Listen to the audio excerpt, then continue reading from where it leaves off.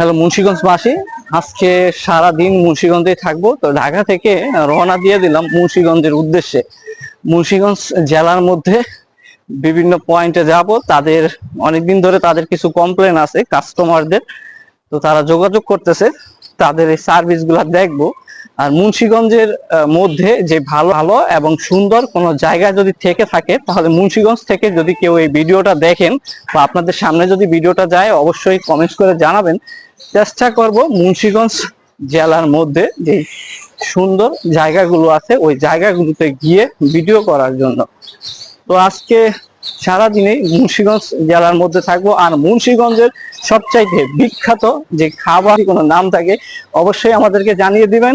আমরা সেই জায়গায় গিয়ে আপনাদের কমেন্টস অনুযায়ী আমরা কমেন্টসে যারা নামগুলো দিয়ে দিবেন জায়গা বা প্লেসের নামগুলা, তাদের নামগুলো কিন্তু আমরা ভিডিওর মাধ্যমে উল্লেখ করে